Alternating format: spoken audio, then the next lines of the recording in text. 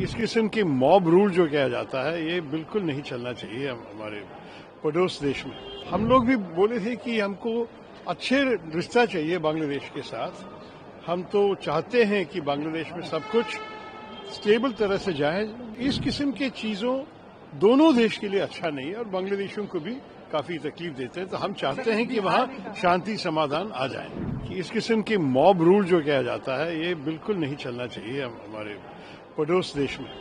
और ये भी है कि हमारी स्थायी कमेटी जो है संसद में, पार्लियामेंट्री स्टैंडिंग कमेटी विदेश कार्यक्रम, हम लोग भी बोले थे कि हमको अच्छे रिश्ता चाहिए बांग्लादेश के साथ। हम तो चाहते हैं कि बांग्लादेश में सब कुछ स्टेबल तरह से जाए। उनका चुनाव भी आने वाला है फरवरी महीने में और हम चाहते हैं कि वहाँ लोकतंत्र वापस आए। लेकिन इस हाल में जैसी चीजें चल रहे हैं ये बहुत चिंतित बात है और भारत के लिए हम तो ऐसे संतुष्ट नहीं हो सकते और हम उनसे संपर्क लेकर सरकार से कहना चाहेंगे कि इस किस्म की चीजें नहीं होना चाहिए।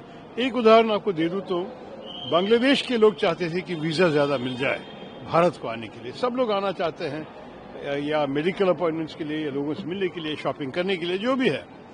और बहुत शिकायतें मिली थी हमें पिछले साल की वीजा आप लोग बहुत कम कर दिए हैं।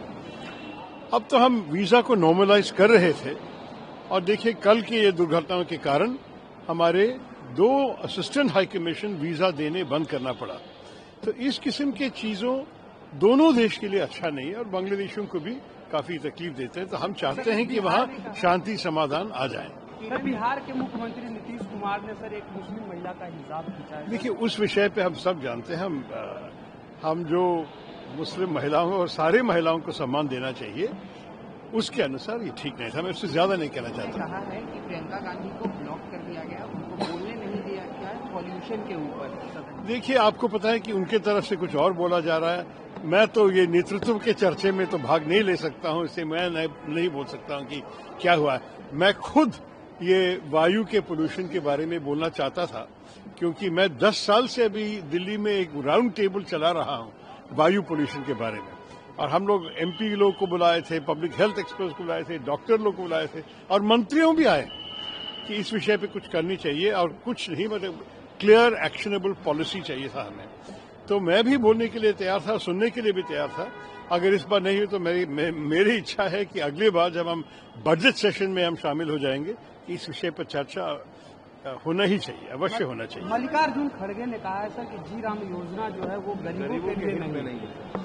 देखिए आपको पता है कि जो अब तक चल रहे थे महात्मा गांधी के नाम पे उस प्रोग्राम, मेरे ख्याल में जो भी इसमें कठिनाइयां होते थे फिर भी बहुत गरीबों को मदद की है। 100 दिन का रोजगार, गारंटीड काम भी था, केंद्र सरकार की तरफ उसका पैसा आता था। अभी ये लोग चाहते हैं कि हर राज्य 40% दे दे। बहुत राज्यों के पास इतना पैसा नहीं है। मेरे केरल में, आपके बिहार में शायद इसमें कठिनाई हो जाएंगे। मेरे ख्याल में जो ये बदला दिया है अच्छा नहीं किया और महात्मा गांधी जी का नाम भी निकलना ठीक नहीं था क्योंकि महात्मा गांधी जब राम राज्य के बारे में बोलते थे, ग्राम स्वराज उसका तो एक बहुत बड़ा भाग था। तो महात्मा गांधी को भी ऐसे अपमान करने की कोई जरूरत नहीं थी। इसलिए मैंने कहा था मेरे भाषण में पार्लियामेंट में कि राम का नाम बदनाम मत करो।